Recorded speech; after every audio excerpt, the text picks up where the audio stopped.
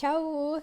Ülipikalt on minu For You page täis olnud Define'i spordipükse ja reaalselt kõik ütlevad, et need püksid on igale gymgirlile must, sellepärast, et kui sa need jalga paned, siis su booty huge. Ehk siis uue Define'i dropiga ostsin ma endale Define'i püksid, aga ma ostsin ka originaali ja tube'i. Need on siis Define'i Impact Shortsid ja need on siis Define tube'id, mis ma AliExpressist tellisin. AliExpressi omad on veits pikemad, vöökoht on suht sama.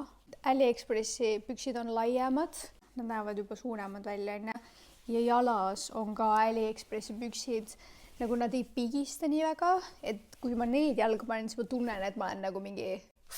Nad ei paista läbi, mis on nagu wow. AliExpressi materjal on nagu rohkem siuke veni, vöökoht on raskem.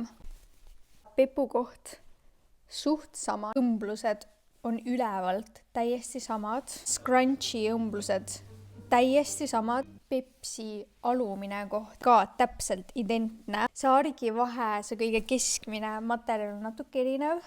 AliExpressi omal on see nagu kuidagi õhem.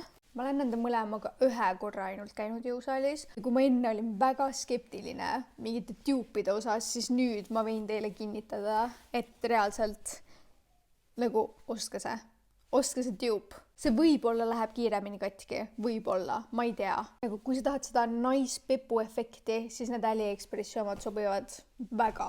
Te saaksite mingi 3 või 4 paari tube'e ühe eest. Ta on kindlasti kvaliteetsem, aga kas on väärt seda raha? Mina olen väga rahul mõlemaga, nii tube'iga kui originaaliga. Anna mulle kommentaarides märku, kas sa ostaksid tube'i või eelistad originaali. Mina ütleksin, et mõlemad on okeid. Kindlasti ma testin neid pükse veel jõusaalis ja kui midagi tuleb, siis jagan seda ka teiega. Tšau!